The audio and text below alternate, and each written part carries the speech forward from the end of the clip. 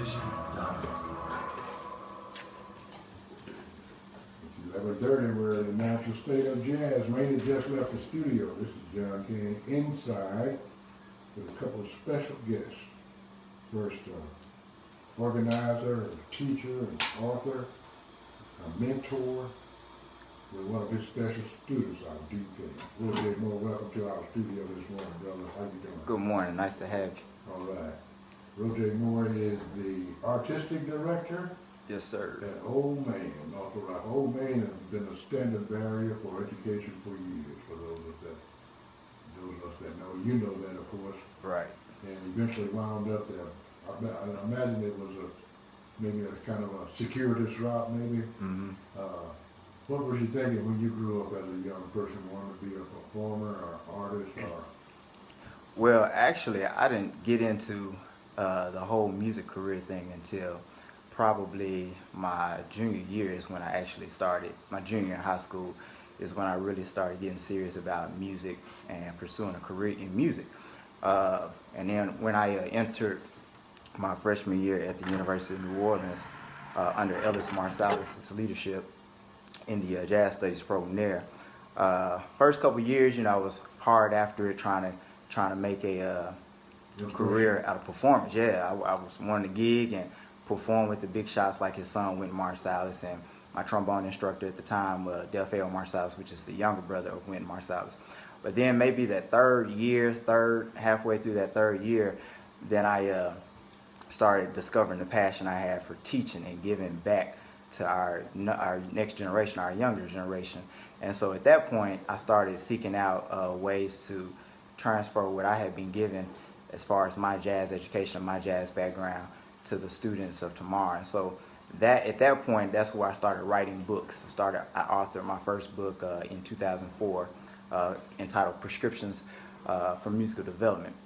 And it's about like a 28 or 30 page book.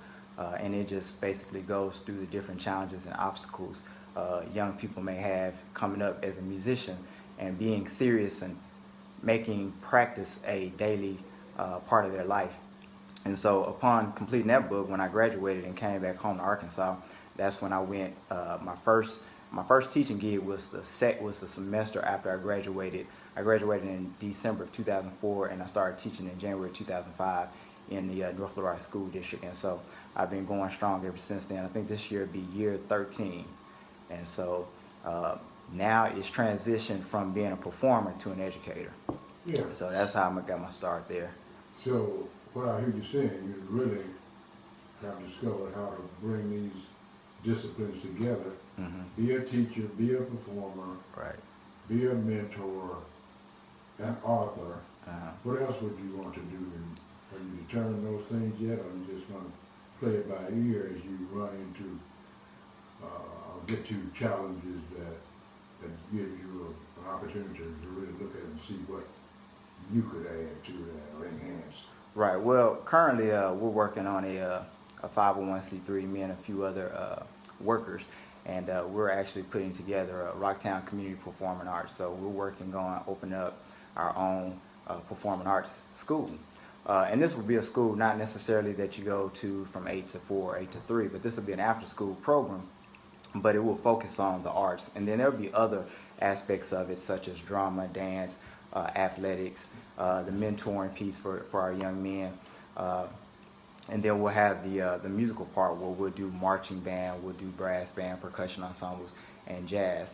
And so that's the next phase of what we're working on, and what I'm working on is relates to bringing the two disciplines, the performance and the education aspect, together. So that's something that we're working on. We're actually going to do a gala this fall where we're going to be bringing in world-renowned jazz artists from Jazz at Lincoln Center that plays with Wynton Marsalis in New York.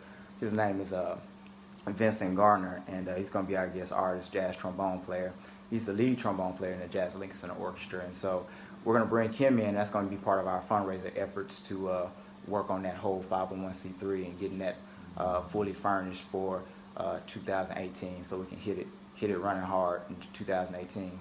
You know what might be a good timely initiative is to take this breakout, I guess you want to call it that, contact Kenny Burrell. Kenny is the music director now at UCLA. Okay.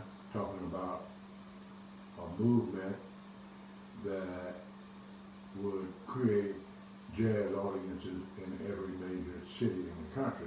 Wow. Much like the classical orchestras, and I think Mm-hmm. you might be headed toward working on a good model Right. to do that with the current situation here so far as large venues for all of our disciplines.